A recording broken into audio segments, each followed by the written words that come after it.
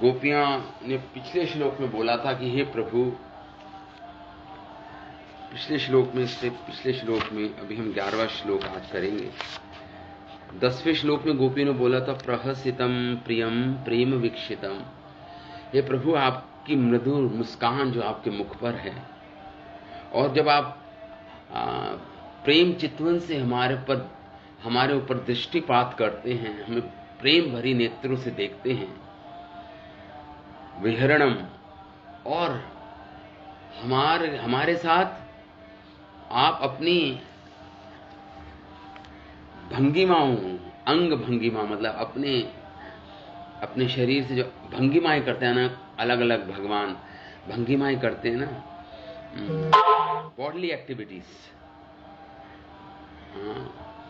और जब हमारे साथ जो आप लीलाएं करते हैं, गुप्त लीलाएं, वो बड़े ही क्या है, बड़े ही मंगल है, आनंद प्रदायिनी है आपकी। और जब आप संवाद करते हैं हमारे साथ, गुप्त संवाद करते हैं,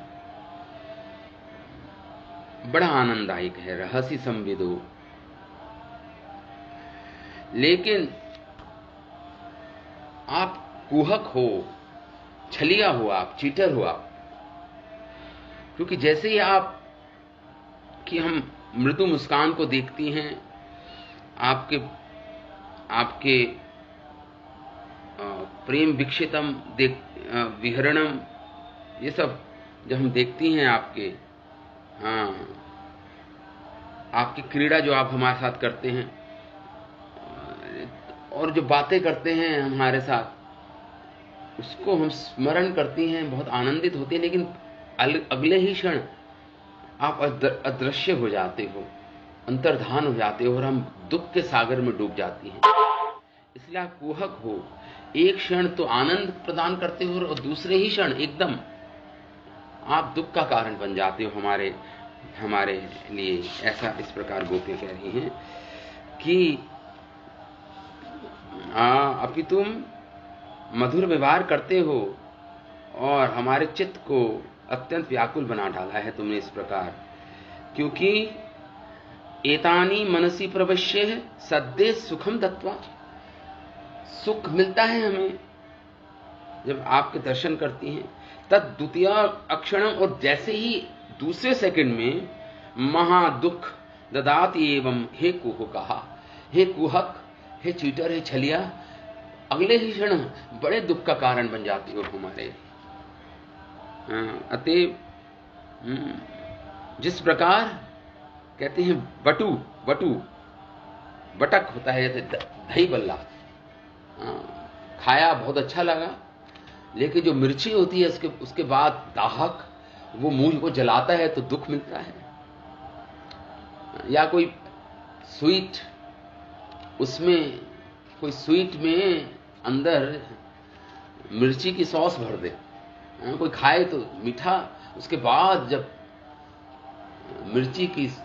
मिर्ची आएगी उसके मुख में तो उसका मुंह जलता है।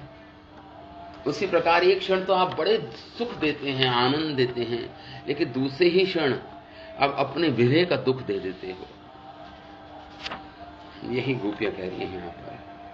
इसलिए आप कुहक हो, परम दाहक हो, आप प्राण घातक हो आप, हे कृष्ण। तो इस प्रकार गोपियों ने पिछले श्लोक में इस प्रकार बोला। अब इस श्लोक में गोपियां कह रही हैं कि ठीक है, आप स्वयं हमें इतना दुख दे रहे हैं, लेकिन आप अपनी लीलाओं से आप केवल जब मिलन होता है अपनी अंग भंगिमाओं, अपनी वेणुनाथ से ही केवल हमें दुख नहीं देते हो, लेकिन जब आप हमारे चित्तों को आप कभी कभी तो वो कह रही है कि जब आप वन में चले जाते हो गऊओं को चराने, जब भी दुख मिलता है हमें, मतलब आपके विरह की अवस्था में तो दुख मिलता ही है। ये जब आप चले जाते हो दिन में गऊओं को चराने, तब हमें अत्यधिक दुख मिलता है प्रभु। यहां पे गोपियां इस श्लोक में यही बोल रही हैं कि चलसी, 11वां श्लोक है, चलसी यद्व्रजान् चारयन् पशून् नलिन सुंदरम नाथ ते पदम शिलातृणांकुरे सीदति च नः कलिलतां मनाः कांत गच्छति। चलसी यद व्रजान, जब आप चले जाते हैं ब्रज के वनों में, चारयन पशु, पशुओं को चराने, गऊओं को चराने आप जाते हैं वन में दिन में, तो नलिन सुंदरम नाथ ते पदम, हे प्रभु जब आप जाते हैं तो शिला तृणांकुरे, जो पत्थर होते हैं, कांटे होते हैं, वह आपके चरणों में चुभते होंगे। इस बात का हम स्मरण करते हैं, हम चिंतन करती हैं। आपके सुकोमल चरण जो हैं, नलिन सुंदरम, नील कमल की तरह सुंदर और सुकोमल आपके चरण हैं, चरण कमल हैं। हे नाथ, सीदती, हमें अत्यंत कष्ट मिलता है, सीदती, इस बात को सोच के कि आपके चरणों में कांटे चुभते होंगे, छोटे छोटे जो कंकड़ हैं वो चुभते होंगे। सीदती नहा, और कलह उत्पन्न, कलिलताम, कलेश उत्पन्न होता है हमारे हृदय में। मनहा कांत, हमारे मन में इस बात को सोचकर कि आपके चरण में कांटे और छोटे छोटे कंकड़ चुभ रहे होंगे, तो हमारा हृदय भी व्यथित हो जाता है इस बात को। हमारा चित्त क्या हो जाता है, कांत, कलिलताम मनः, हमारा कांत गच्छति, हमारा हृदय विचलित हो जाता है, व्याकुल हो जाता है इस बात को सोचकर। गोपियां इस प्रकार बोल रही हैं इस श्लोक में। हाँ, तो चलसी यद व्रजान चारयन पशून नलिन सुंदरम नाथ ते पदम, हे नाथ आपके चरण इतने सुकोमल हैं, सुंदर हैं, नील कमल की तरह। शिल तृणांकुरे, शील कांटे, तृण और अंकुरे मतलब छोटे छोटे कंकड़, सीदती नहा, व्यथित करते हैं, हमें दुखी करते हैं। सीदती नहा, कलिलताम, यहां पे बोल रहे हैं कलिलताम का अर्थ है कि व्याकुल कर देते हैं। कलिलताम, वैकल्यव्यम मतलब व्याकुल, व्याकुल, विचलित हो जाते हैं हम ये सोचकर। कलिलताम मनहा, हे कांत, हे प्रिय, जब आप चले जाते हो कहां, गच्छति, वन में पशुओं को चराने। तो गोपियां यहां पे दुखी हैं अत्यंत इस बात को सोच के। भगवान नंगे पांव जाते थे गऊओं को चराने, तो ये दुख का कारण है गोपियों के लिए। तो यही श्लोक में, इस श्लोक में बोल रही हैं गोपियां। कृष्ण के विरह में कातर ब्रज गोपियों ने पिछले श्लोक में तो भगवान के मधुर हास्य, उनका प्रेम भरा कटाक्ष, भगवान का मिलन, भगवान के अंग भंगिमाओं और वेणुनाथ जब भगवान करते हैं, जिससे गोपियों के हृदय में भगवान से मिलने की लालसा उत्पन्न होती है। इसलिए भगवान को कुहक करके पुकारा उन्होंने, और मिल नहीं पाती भगवान से। उन लोगों के प्राणों में अशेष लालसा की सृष्टि भगवान को कि एक बार दर्शन करने की होती है, ये सोचकर, ये सब स्मरण करके भगवान का। लेकिन गोपियां कहती है दूसरों के लिए आनंदकारी होगा यह स्मरण, आपके सुंदर मुख कमल, आपका प्रेम भरा चितवन, प्रेम भरी दृष्टि से देखना, लेकिन हमारे लिए और दुख का कारण बन जाता है ये। जब आप, क्योंकि आप अदृश्य हैं, आप भगवान अभी अंतर्धान है। देखिए, तो गोपियाँ कह रही हैं कि क्या मिलन में विरह में हमारे चित्तों को सर्वदा शोभ प्रदान करना ही उद्देश्य है? हे कृष्ण, क्या तुम्हारा उद्देश्य ही है हमें दुख देना क्या? तुम्हारी चेष्टाओं को देखकर हम यही धारणा करती हैं कि हमारे हृदय को दुख देने की इच्छा कभी कभी नहीं होती, सदा ही होती है। ऐसा नहीं कि तुम्हारे हृदय में हमें दुख देने की इच्छा कभी कभी है, नहीं कह रही है, सदा ही तुम्हारे हृदय में हमें दुख देने की इच्छा है, गोपियां कह रही है मानो। तो यहां पे बोल रही हैं, तुम ब्रज में वन में चले जाते हो तो हम ग्रह प्रत्यावर्तन तक हमारे मन में बस भीषण चिंता ही बनी रहती है। हम घर में रहती हैं, घर पे रहती हैं, तुम वन में चले जाते हो, लेकिन हमारे मन में तुम्हारे विषय में सोचने पर भीषण दुख या वेदना मिलती है हमें। ब्रज शब्द मतलब हुआ जहां गच्छम देवी व्रजम भद्रे गोप गोपी भीर अलंकृत। ब्रज वो जगह है जहां पे गौ स्थान, गोपों का निवास स्थान, उसको ब्रज बोलते हैं। 10वें स्कंद में आता है श्रीमद् भागवतम की। गच्छन देवी ब्रजम भद्रे, जहां गोपों का निवास स्थान है, जहां गायों का निवास स्थान है, उसको बोलते हैं ब्रज। तो इस प्रकार ब्रज शब्द का प्रसिद्ध अर्थ है जहां गोपों का आवास स्थान। ब्रज धातु का शब्द, धातु तो ऐसे पथ को भी ब्रज कहते हैं जिस पर लोग आते जाते हैं, उसको भी ब्रज बोल सकते हो आप। तो इसका अर्थ यही है कि कृष्ण, जब तुम पशुओं को चराने पथ से विपथ होकर कंकड़ कंटकों भरे स्थान पर जाते हो, तो तुम्हारे नलिन सुंदर जो पग हैं, तुम्हारे जो चरण हैं, तृणांकुर शीला आदि से कलेश उत्पन्न होता है हमें इस बात को सोच के कि चुभते होंगे वो तुम्हारे चरणों में। तो इस प्रकार गोपियां इस प्रकार बोल रही हैं। तो साधारण गोचारण भूमि मृदुल घास से आच्छादित होती है, वहां बालू का कंकड़ आदि का अभाव ही होता है। वैसे देखा जाए तो ब्रज में तो बालू ही पड़ी रहती थी, लेकिन फिर भी एक सिद्धांत है जिससे आपको प्रेम होता है ना, उसकी आपको ये आशंका बनी रहती है, उसके विषय में आपको आशंका ही बनी रहती है, कभी दुख तो नहीं है उसको, कोई कष्ट तो नहीं है, जिससे आपको प्रेम होता है।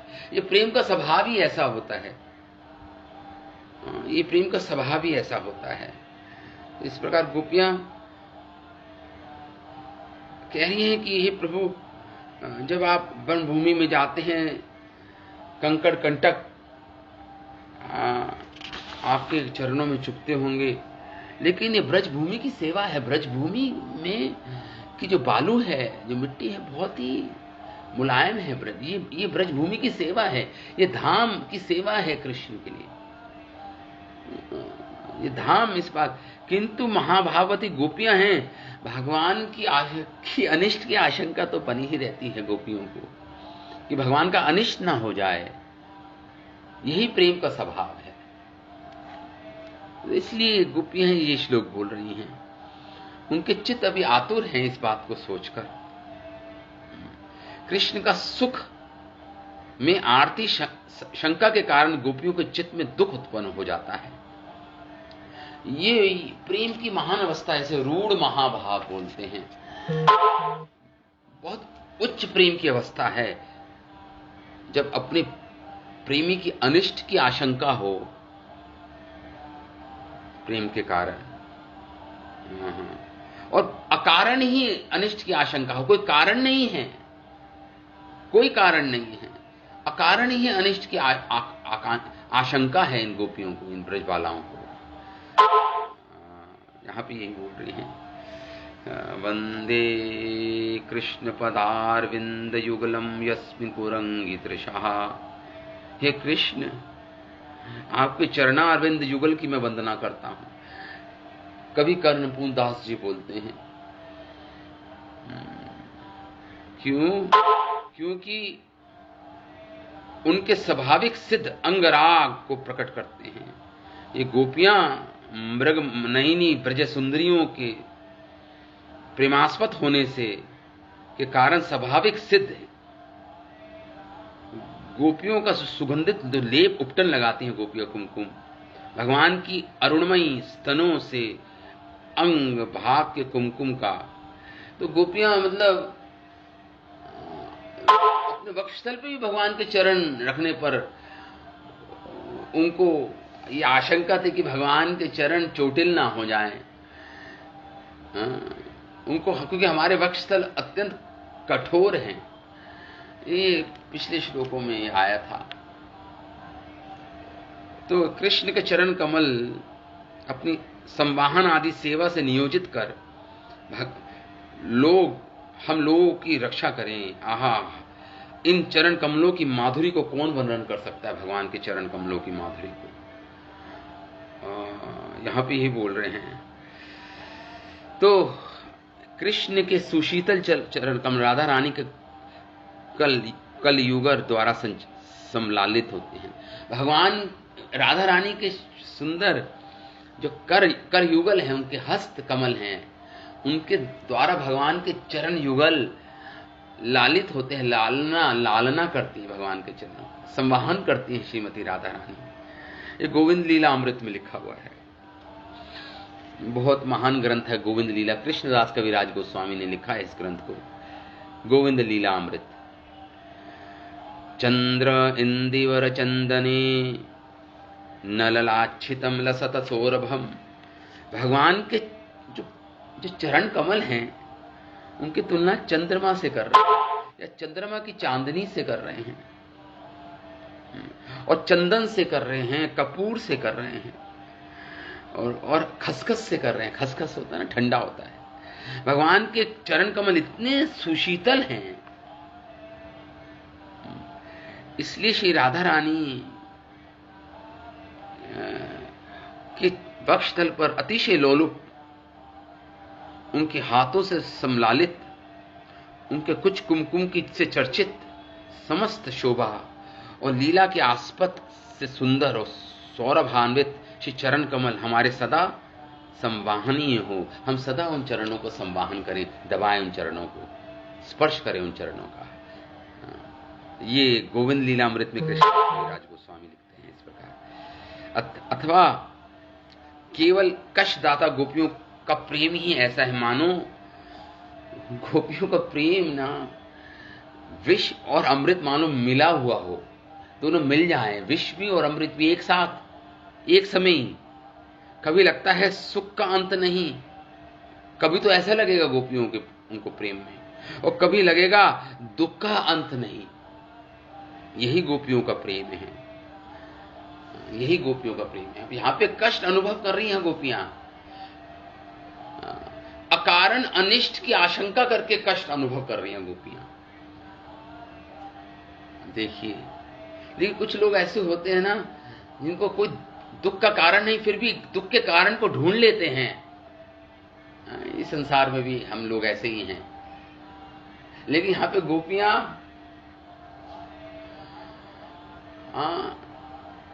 दुख का कारण ढूंढे। कृष्ण, अब वो कह रही है कि कृष्ण के चरणों में कांटे चुभते होंगे, कंकर चुभते होंगे, जो वन में पशु को चराने जाते हैं। यहां पे विदग्ध माधव नाटक में रूप गोस्वामी ने अपने ग्रंथ में लिखा, पौर्णमासी देवी बोल रही है चंद्रमुखी से, नंदीमुखी से बोल रही है पौर्णमासी, हे सुंदरी, श्री नंदन नंदन विषय प्रेम जिसके हृदय में जगता है, भगवान के विषय में जिसके हृदय में ये प्रेम जगता है, ये उसका क्या हो जाता। कभी तो इस प्रेम में ऐसी पीड़ा होती है कि कालकुट विष का भी गर्भ को नीचा कर देती है। कालकुट विष होता है, इतना ज्वलंत, जलने वाला, जलाता है। कभी कभी तो इतनी पीड़ा होती है इस कृष्ण प्रेम में, और फिर अगले ही क्षण प्रेम में आनंद धारा शरित होती है, प्रेम से आनंद की धाराएं निकलती हैं, जो अमृत के माधुर्य जनित अहंकार को भी संकुचित कर देती हैं। अमृत के अंदर जो अहंकार है कि मेरे अंदर इतनी माधुर्यता है, अमृत की उस अहंकार को चूर चूर कर देती हैं। इतनी आनंद धारा प्रवाहित होती है भगवान से,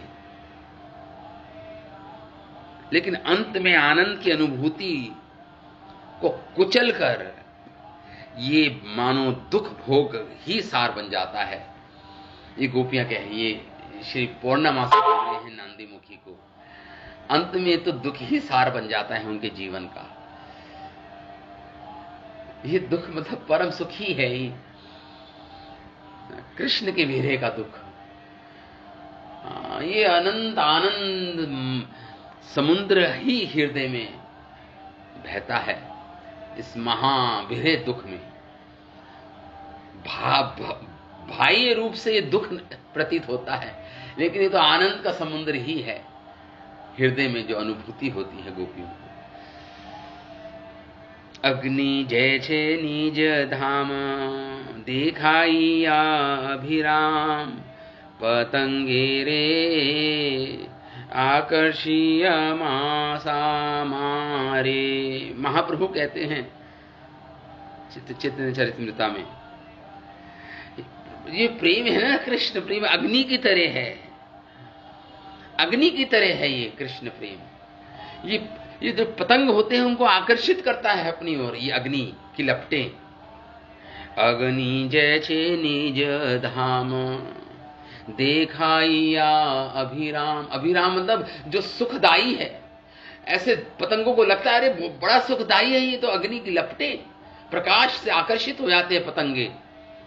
पतंगे रे आकर्षीय मारे, आकर्षित करती हैं वो अग्नि की लपटें, लेकिन मर जाते हैं पतंगे, उसमें प्रवेश कर जाते हैं। ऐसे ये कृष्ण प्रेम है।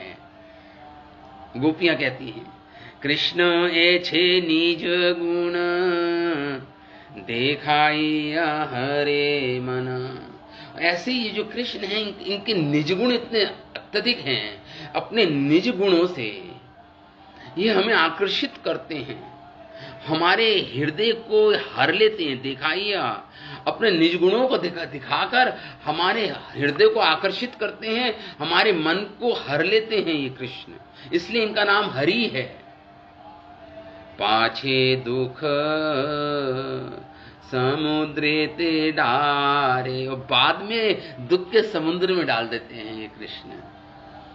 ऐसे हैं ये कृष्ण, पहले तो अपनी ओर आकर्षित करते हैं, अपने वेणु माधुरी, अपने लीला माधुरी, अपनी प्रेम माधुरी से आकर्षित करते हैं अपनी ओर कृष्ण, लेकिन बाद में तो समुद्र में जैसे दुखों के समुद्र में डुबो देते हैं। तो कृष्ण कहते हैं मानो इन गोपियों को, हे गोपियों, तुम लोग जब इतनी विवेक बुद्धिमती हो, ऐसी ऐसी बातें कर रही हो,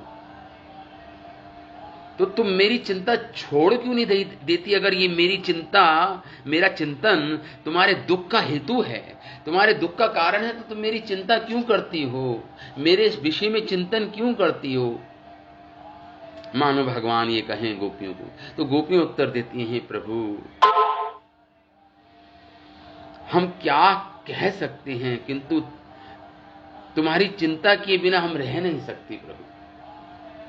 इसलिए चिंता कर रही है। देखिए, अकारण भगवान कृष्ण की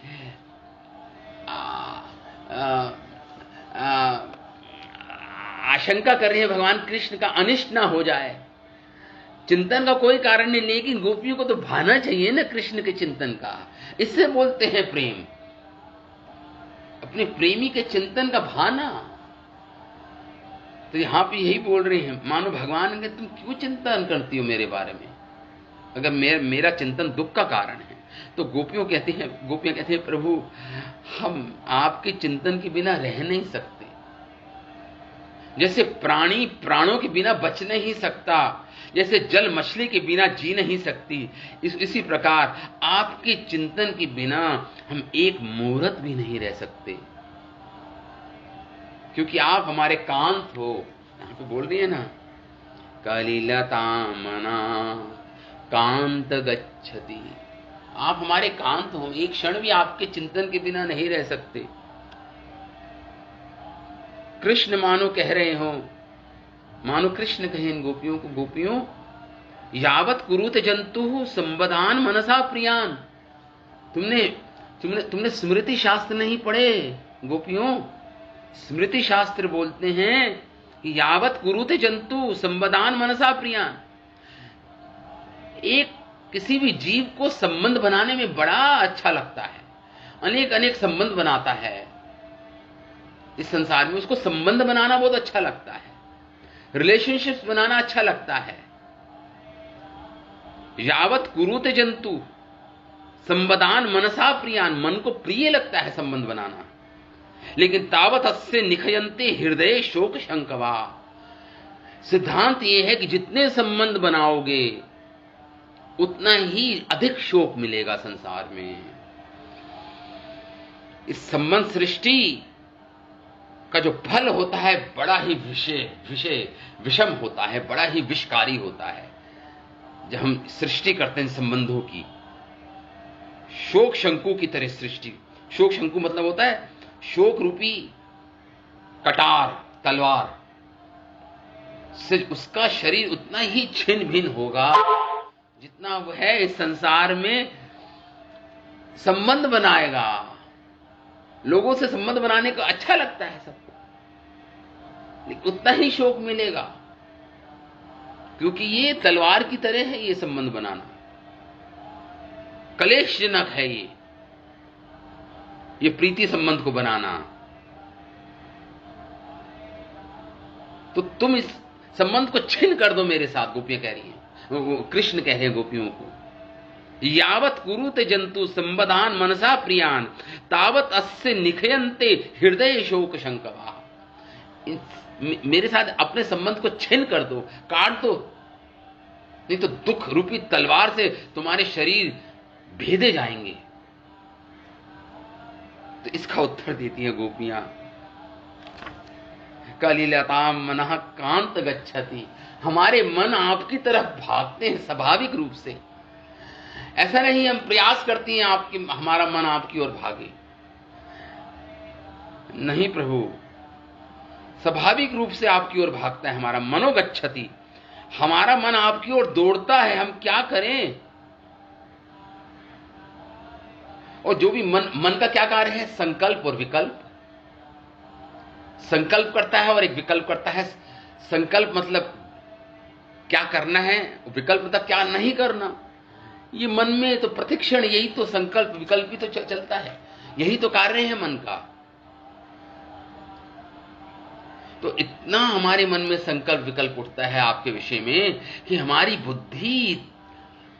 बुद्धि काम नहीं करती। हमारी बुद्धि की अपेक्षा कर देता है मन, हमारी बुद्धि को परास्त कर देता है मन। इतना आपके विषय में संकल्प विकल्प उठता है इस मन में। हे कांत, हे मनोहर, हमारा मन अब हमारा ही क्या हमारा ही है? गोपियां कहती हैं, हे कांत, रूप गुण, आपके रूप गुण, आपका वंशी स्वर से हमारा मन तो पहले ही हर लिया गया है। इसलिए हे नाथ, हमारा प्राणांतर ये दुखदाई वन भ्रमण कलेश त्याग कर हमें दर्शन दीजिए। वन भ्रमण जो आप कर रहे हैं ये हमारे लिए अत्यधिक दुखकारी है, क्योंकि आपके चरणों में तृण और कांटे चुभ रहे होंगे। इसको बंद करके तुरंत हमारे पास आइए, हमारे प्राणों की रक्षा कीजिए प्रभु। इस प्रकार गोपियों प्रेम गोपियों बोल रही है। इसमें विश्वनाथ चक्रवर्ती ठाकुर बहुत सुंदर रसिक इस पर टीका देते हैं। श्रील विश्वनाथ चक्रवर्ती ठाकुर लिखते हैं, जब शब्द आया इस श्लोक में शब्द आया कलिलताम मनः कांत गच्छति। कलिलता मतलब कलिम मतलब विचलित होते हैं हमारा मन। गोपियां ये कह रही हैं लेकिन यहां पे जो विश्वनाथ चक्रवर्ती ठाकुर कली शब्द का अर्थ लेते हैं, कलिम कलहा लाती, ये कली मतलब कलहा, कलहा जैसे कलयुग है ना, कलह, कलहा का युग है, कली मतलब कलहा, कलेश, लाती घृणतीति कलितम तत्भावा कलिलताम तम अस्माभीर। गोपियां मानो गोपियां कहती, हे नाथ, तुम जब गोचारण के लिए जाते हो तो हमारे साथ हमारे मन का कलह होता है। कलहा इस प्रकार है। गोपियां कहती है, जब आप कलिलताम, श्लोक में आया ना, कलिलताम मनहा, हमारे मन के साथ हमारा क्लेश होता है जब आप गोचारण के लिए जाते हो। क्या मतलब हुआ गोपियों का इस प्रकार कहने का? अपनी कह रही है गोपियां, हमारा मन के साथ हमारा कलेश होता, कला होता है, मन अपने ही मन के साथ हमारा कला होता है जब आप गोचारण के लिए जाते हो। हे कृष्ण, तो क्या कलह होता है बता रहे हैं कृष्ण यहां पे श्रील विश्वनाथ चक्रवर्ती ठाकुर अपने टीका में। मानो गोपियां कह रही हैं, अपने ही मन को कह रही हैं, हे मन, अरे भाई मन, एक बात तो सोच जरा, तू क्यों इतना दुखी है मन? यदि वन भ्रमण में कृष्ण को क्लेश होता तो क्या वो प्रतिदिन वन भ्रमण करते? अब मन कह रहा है कृष्ण, उनका मन कह रहा है ना, कृष्ण को दुख हो रहा है, कृष्ण को के चरणों में कांटे चुभ रहे हैं, कंकर चुभ रहे हैं कृष्ण के चरणों में। अब मन व्यथित है, दुखी है, तो गोपियां कह रही है, हे मन, तू क्यों इतना दुखी है? अगर कृष्ण को क्लेश होता, अगर कृष्ण के चरणों में कांटे चुभते, कंकर चुभते, तो क्या वो प्रतिदिन गौचारण के लिए जाते? नहीं जाते। क्योंकि स्वाभाविक मन का स्वभाव क्या है? आनंद को प्राप्त करने का है, सुख को प्राप्त करने का स्वभाव है मन का। तो जहां दुख मिलता है, जहां क्लेश मिलता है, वहां पे मन वहां से हटता है, वहां पे नहीं जाता मन। तो गोपी अपने ही मन से बातें कर रही हैं, अपने मन से ही कले कर रही हैं गोपियां। देखिए, ये प्रेम में सब होता है। यदि वन भ्रमण में कृष्ण को क्लेश होता तो क्या वो प्रतिदिन वन भ्रमण को जाते? निश्चय ही उनको क्लेश नहीं होता है। मेरे मन, सुन ले, तुम व्यर्थ ही इतना क्लेश बोध कर रहे हो, क्लेश का अनुभव हो रहा है, तुम्हें व्यर्थ ही क्लेश का बोध हो रहा है। इस प्रकार गोपियां अपने मन से कलह करती हैं। अब मन क्या बोलता है गोपियों को? अरे निर्बुद्धि गोप बालाओं, अरे निर्बुद्धि गोप बालाओं, क्या तुम नहीं जानती उनके पाद, उनके चरण कमल स्थल पथ से भी अधिक सुकोमल है? तुम नहीं जानती उनके चरण कमल कितने सुकोमल हैं कृष्ण के, नील कमल की तरह, पंखड़ियों की तरह सुकोमल हैं भगवान के चरण कमल। वन में इतने तृण अंकुर हैं, उस कुसुम कोमल चरणों को पीड़ा क्यों नहीं होती होगी? बताओ जरा मुझे, तुम बताओ, क्यों नहीं पीड़ा होती होगी कृष्ण के चरण कमल? सुकोमल है भगवान के चरण, कमल की पत्तियों की तरह, फूलों की पत्तियों की तरह कमल, सुकोमल है भगवान के चरण। हम लोग, अरे मुग्ध मन।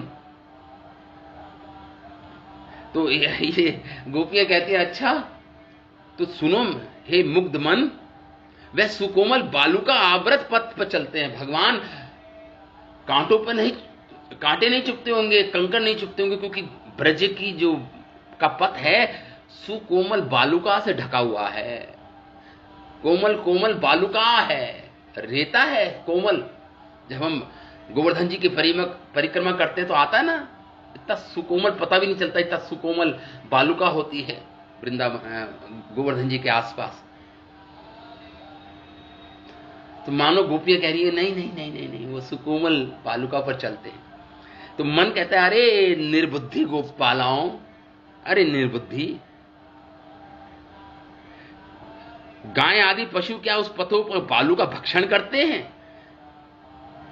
वो कहती हैं, ये मन कहता है गोप बालाओं को, अरे अरे कुबुद्धि बालाओं, ब्रज बालाओं, जब भगवान कृष्ण गऊओं को चराते हैं तो क्या गऊएं बालुकाओं के ऊपर चलती हैं? बालुकाओं पे तो कोई घास नहीं मिलती, तो वो तो फिर वहां पे जाते हैं घास होता है, वो कंकर और कीटों से, कांटों से भरा वो पथ है, जहां पे घास मिलती है। तो ये गौएं हैं, ये बालू पे नहीं, ये तो केवल पानी पीने के लिए जाती है यमुना जी के तट पर, बालू पर चलती है केवल पानी जब पीना होता है। अदरवाइज जब हरी घास खाना होता है तो ये कंकर और कांटों से भरे पथ पर चलती हैं। ये तो कृष्ण को भी चलते हैं उनके पीछे पीछे। तो यही कह रही है कि क्या ये गौएं क्या बालू खाती हैं? क्या ये मन कह रहा है गोपियों को, क्या ये गौएं बालू खाती हैं? क्या ये वह विपत कुपथ पर चले जाती हैं ये गौएं। तुम ये बात जानती नहीं हो क्या? इस बात को मन कहता है गोपियों को। तो गोपियां इसका उत्तर देती हैं, अरे प्रेमांध मन, प्रेम के अंधे मन, हे चक्षुमान, अरे मतलब जिसकी आंखें हैं उसको बोलता चक्षुमान, भला वे शील तृणांकुर पर पैर रखकर क्यों चलेंगे कृष्ण? ठीक है, कुपथ पर जाते हैं तो कृष्ण के पास क्या चक्षु नहीं है? क्या आंखें नहीं है उनकी? वो जब चलेंगे तो ये देखकर नहीं चलते कि कांटे हैं, मैं यहां पे ना जाऊं, पत्थर है, कंकर है, इस पे ना चलूं। कृष्ण की आंखें हैं ना, वो देख सकते हैं ना इस बात को, तो क्यों चलेंगे? वो कहां क्यों चलेंगे? जहां कांटे हैं, जहां छोटे छोटे कंकर हैं। तो मन कहता है गोपियों को, अरे प्रेम गंधहीन, हे प्रेम की गंध से बिल्कुल तुम्हारे अंदर तो तनिक भर भी प्रेम नहीं है गोपियों। हे ब्रजबालाओं, कृष्ण का ये सोच, कृष्ण अपनी गऊओं को चरा रहे हैं, खेल रहे हैं, खेलते खेलते वेणु वादन कर रहे हैं। तो क्या वो ये देखते देखते चलेंगे क्या कि कहां पत्थर है, कहां कांटे हैं? क्या देख देख के चलेंगे पथ पर, या वो खेलते हुए आनंद के साथ उछलते कूदते चलते हैं कृष्ण गऊओं के पीछे पीछे? हाँ, तो ये बोल रही है मन बोल रहा है गोपियों को। हाँ, तो क्या वो पर पैर रखकर क्यों चलेंगे? तो क्या दशा हो? तो इस प्रकार तो गोपियां बोली, हे मन, तुम ठीक ही कह रहे हो। गोपियों ने हार मान ली मन से, गोपियों ने हार मान ली अपने मन से, कह रही है तुम ठीक कह रही हो मन। ब्रह्मा जी ने, विधाता ने हमारे तो ललाट में दुख ही लिखा है। कृष्ण ये सोच के व्यतीत हैं गोपियां कि कृष्ण के चरणों में कंकर पत्थर चुभ रहे होंगे, कांटे चुभ रहे। तो कह रही है, विधाता को कोस रही है ब्रह्मा जी को, हमारे ललाट में तो विधाता ने, ब्रह्मा जी ने दुख ही लिखा है। इस प्रकार गोपियों ने हार मान ली अपने मन से, गोपियों ने हार मान ली अपने मन से। तो मन कहता है तो ठीक है, तुम ऐसा करो, अब तुम तो दुख भोगो, मैं तुम्हारे साथ दुख नहीं भोगना चाहता। तुम तो दुख भोगती रहो दुखियाओं, मैं ऐसा दुख भोगना कभी नहीं कर सकता। मैं अभी तुम्हारे प्राणों के साथ, तुम्हारी देहों से निकल जाता हूं। मन कहता है, मैं अभी तुम्हारे प्राणों के साथ तुम्हारे देह से कहीं और चले जाता हूं, मैं तुम्हारे अंदर रहकर मुझे दुख नहीं भोगना। हे दुखियाओं, गोपियों, ब्रजबालाओं, ये सुंदर टीका शिला विश्वनाथ चक्रवर्ती ठाकुर, ये रसिक टीका है शिला विश्वनाथ चक्रवर्ती ठाकुर की। क्या प्रेम से पूरित है विश्वनाथ चक्रवर्ती ठाकुर का हृदय, ऐसे टीका लिख रहे हैं। शिला कवि कर्णपूर्ण दास अपने आनंद वृंदावन चंपू में लिखते हैं, अपने ग्रंथ में, जो 10वें स्कंद पर टीका है उनकी, वे लिखते हैं, बहुत बड़े कवि थे, बहुत बड़े वैष्णव कवि थे। वे लिखते हैं, गोपियां कहती हैं, हम जैसी प्रेमवती गोपियों के प्रति तुम्हारा अणुमात्र प्रेम नहीं होता तो क्या हमारा दुख देख पाते तुम कृष्ण? हम लोग तो तुम्हारा दुख तिल मात्रम, तुम्हारे अंदर हमारे प्रति कोई प्रेम नहीं। अगर प्रेम होता तो क्या हमारा इतना बड़ा दुख देख पाते, हमारे विरह का दुख तुम देख पाते? लेकिन जहां तक हमारा प्रश्न है, हमारे अंदर तो हमारे अंदर तो इतना प्रेम, लेकिन तुम्हारे अंदर हमारे प्रति तिल मात्र भी प्रेम नहीं है कृष्ण। तिल मात्र अपनी कलम न समर्था, नहीं तो तुम हमारे दुख को देखने में समर्थ नहीं होते।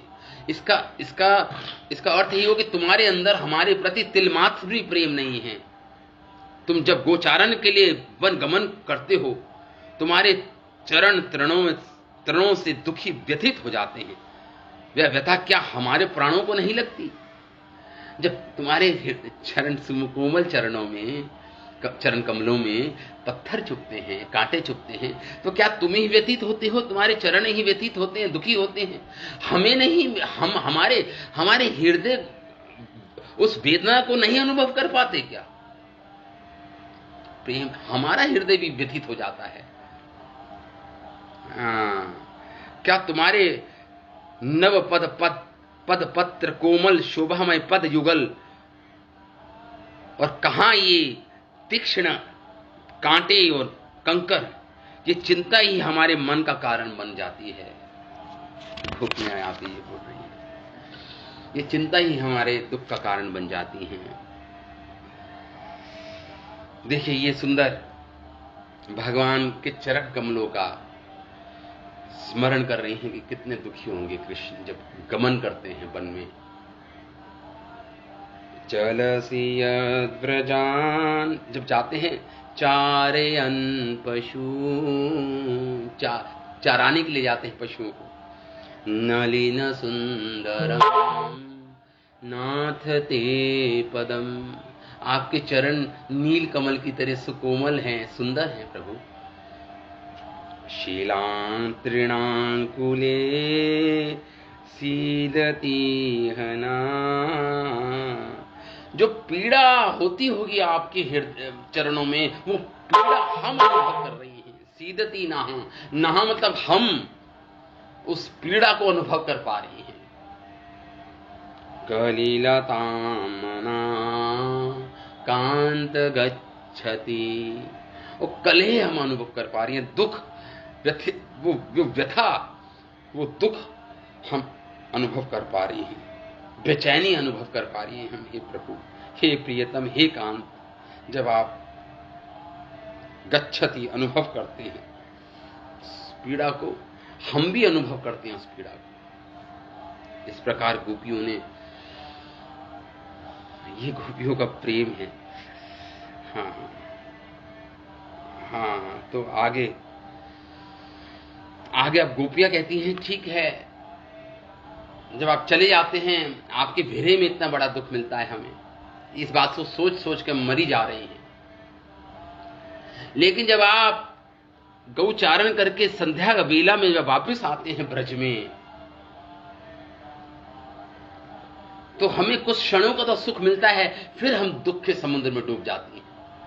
मतलब आप के भेरे में तो दुख है ही, आपके मिलन, जो क्षण भर के लिए जो मिलन होता है, उसमें भी उसके बाद फिर दुख मिलता है हमें।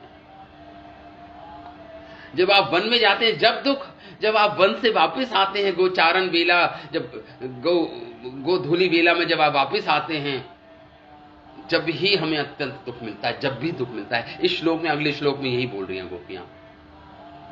दीन परीक्षय नीलकुंतले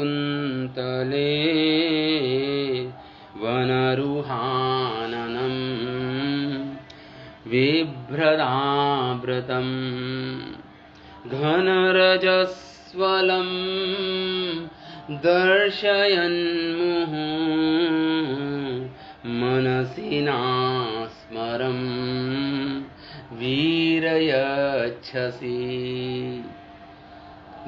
पूरे दिन में आपकी परीक्षा, दिन में आप जब चले जाते हैं, पूरे दिन आपके भेरे में हम प्रतीक्षा करती हैं।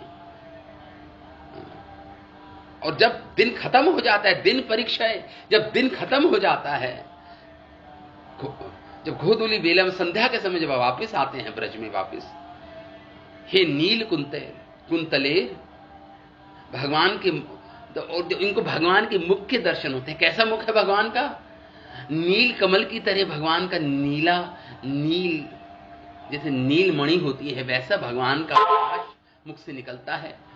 नील कांति भगवान का, और भगवान का मुख कमल को नीले कमल से तुलना कर रही हैं और नीलकांत मणि से तुलना कर रही हैं ये गोपियां।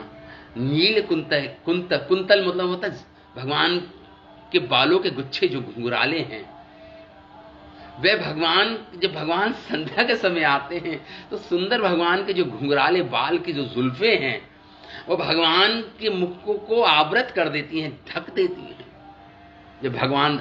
और ये बहुत सुंदर है, देखिए गोपियां कह रही है दीन परीक्षये नील कुंतले।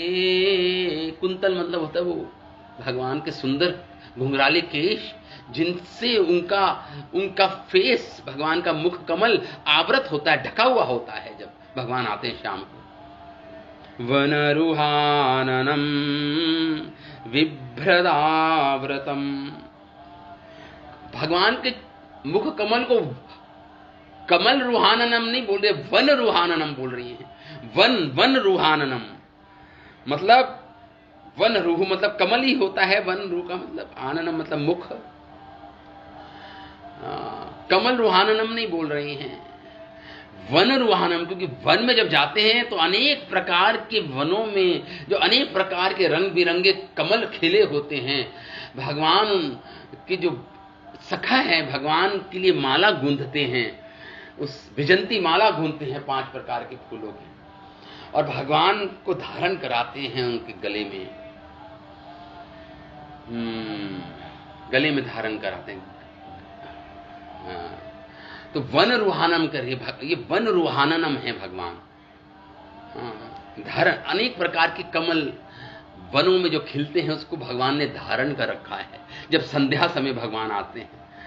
वन रुहाननम दर्शयन मुहुः, और आप किसी किसी बहाने जानबूझ के हमें अपना दर्शन देते हो, ऐसा तो दिखाते हो कि मैं अपने गोपबाला अपने सखाओं को बुला रहा हूं। कभी भगवान अपने गऊओं को देख रहे होते हैं, कभी अपने ब्रज सखाओं को, अपने गोप सखाओं को देख रहे होते हैं, लेकिन उनका चेष्टा तो गोपियों को देखने की होती है, लेकिन डायरेक्टली नहीं देखते भगवान गोपियों की हो।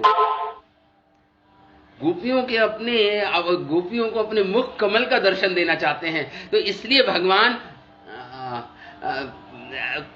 कोई बहाना लगाते हैं, कभी मानो में गऊओं को बुलाते हैं, कभी अपने बाल सखाओं को बुलाते हैं, और जानबूझकर बारंबार इन गोपियों के अपना दर्शन देते हैं, अपने मुख कमल का दर्शन देते हैं, ताकि जी भर के ये गोपियां भगवान का दर्शन कर पाएं।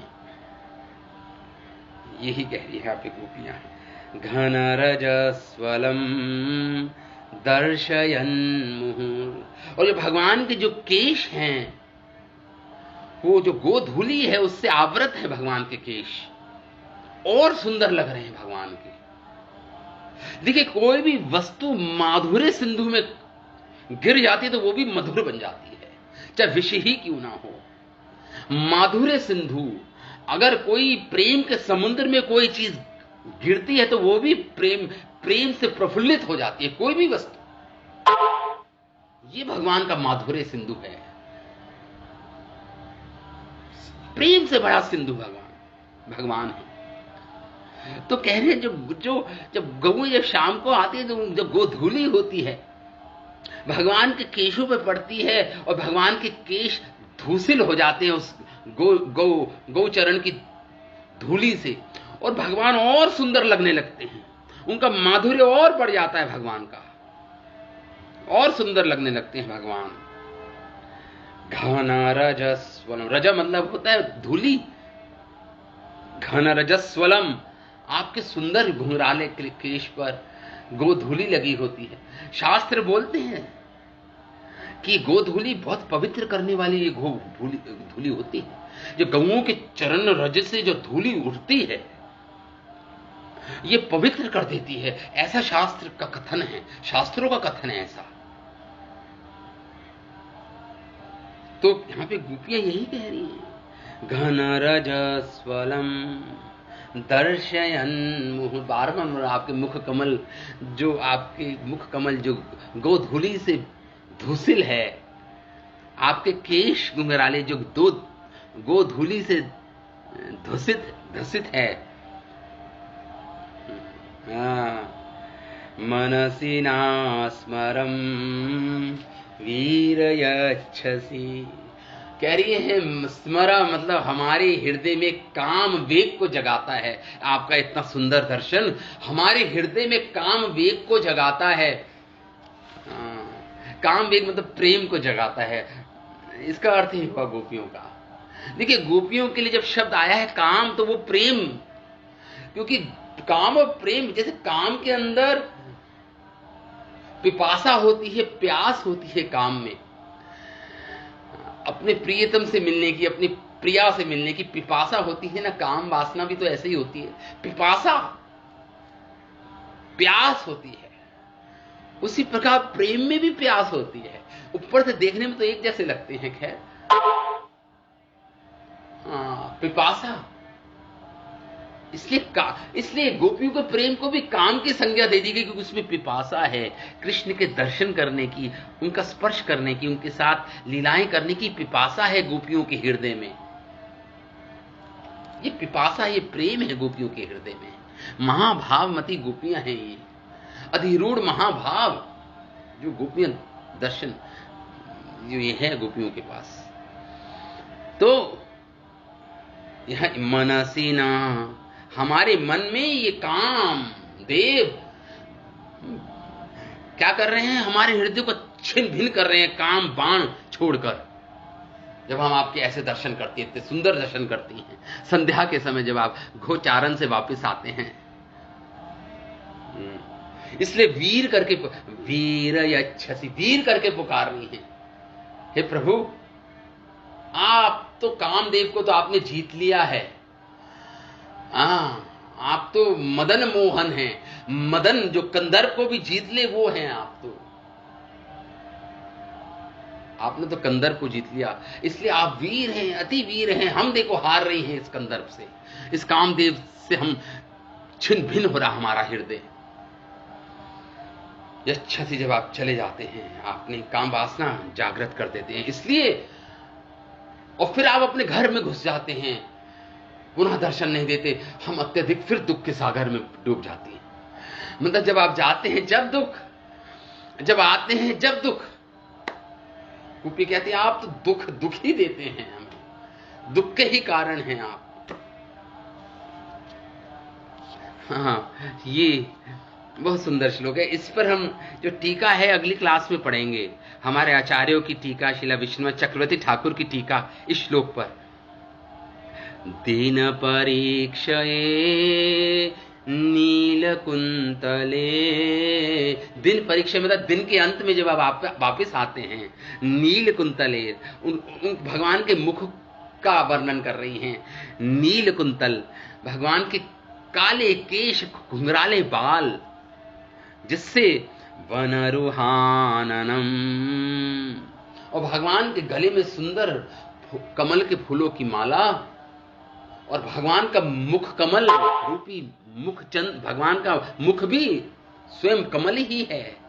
वनरुहाननम, वनों का, विभ्रदावृतम, जब आप प्रकाशित करते हैं, विभ्रत हमें दिखाते हैं अपना मुख कमल, और आपका वो मुख कमल जो आपके काले घुंघराले केश बालों से आवृत है, ढका हुआ है। घनरजस्वलम दर्शयन्मुहुः, गोधूली, गोचारण, गोधूली से सना हुआ आपका मुख और आपके घुंघराले केश बाल दर्शन, आप किसी बहाने से बार बार हमें अपने मुख कमल का दर्शन देते हैं प्रभु, जिनकी हम पूरे दिन प्रतीक्षा करती हैं। वो समय आ जाता है जब हम आपके मुख कमल के दर्शन करती हैं। गोपियां जब संध्या के समय ब्रज को छोड़ के वन के पास चली जाती थी, वहां उनको पता था कृष्ण वहीं से निकलेंगे, वहीं पे इकट्ठी हो जाती थी गोपियां। घनरजस्वलम दर्शयन्मुहुः मनसि नः स्मरं वीरयच्छसि। इस प्रकार वो धूसरित अपना मुख अरविंद दिखलाते हैं। इस प्रकार हे वीर, आप हमारे मन में काम वासना जागृत कर देते हैं। मनसी न स्मरम वीर यच्छसी, आप काम वासना जागृत कर देते हैं हमारे हृदय में। तो इस प्रकार ये अर्थ है इस श्लोक का। ये हम इसकी टीकाएं हम अगली क्लास में जब कल हम इस पर चर्चा करेंगे। ये प्रेम की भावना है। इसमें ना अनेक प्रकार के भाव हैं, संचारी भाव, स्थायी भाव। ये जो डिश बनी है ना प्रेम की, जो ये व्यंजन बना है, इसमें अनेक प्रकार के मसाले जब पड़ते हैं तो कोई व्यंजन, कोई डिश वो स्वादिष्ट बन जाती है मसालों के पड़ने। उसी प्रकार जो ये प्रेम है ना, इसके अंदर कहीं ऐसे ये भावनाओं के मसाले पड़े हुए हैं। संचारी भाव उठता है एक भावना, फिर नीचे की जैसे समुद्र की लहरें उठती हैं, फिर खत्म। और एक होता है स्थायी भाव, जिसमें वो स्थायी रहती हैं, वही भावना रहती है, वो परमानेंट होती है वो भाव। व्यभिचारी भाव, अनेक प्रकार की भावनाएं होती हैं जिससे ये प्रेम, यही गोपियां अनुभव कर रही हैं। सारे ये भावनाएं, ये प्रेम अनुभव कर रही हैं, कृष्ण प्रेम। बहुत उच्च अवस्था है ये प्रेम। तो हम इन प्रेमवती गोपियों के चरणों में प्रणाम करते हैं। आचार्य हैं भक्ति की, प्रेम की आचार्य हैं ये गोपियां। इसलिए तो उद्धव जी इन गोपियों के चरण धूलि अपने मस्तक पर धारण करना चाहते हैं। वृंदावनम गुल्म लता औषधि नाम, एक वृंदावन में गुल्म लता औषधि घास बनना चाहते हैं, ताकि इन प्रेमवती इन ब्रजबालाओं की चरण धूलि उनको मिल जाए तो वो कृतार्थ हो जाएं।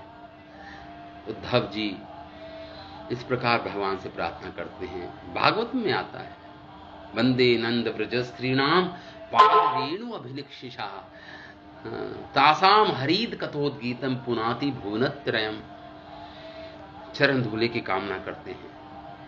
यही हैं प्रेम की आचार्य, उत्कृष्ट क्लास कक्षा की ये प्रेमवती गोपियां हैं।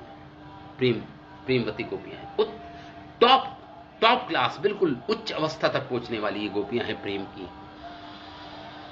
तो ठीक है, हम इन गोपियों के चरणों में प्रणाम करते हुए हम आज इस कक्षा को यहीं पे विराम देते हैं। कल पुनः इसी श्लोक पर आचार्यों की टीका और एक और श्लोक लेंगे हम अगली क्लास में। तो ठीक है, यहीं पे विराम देता हूँ।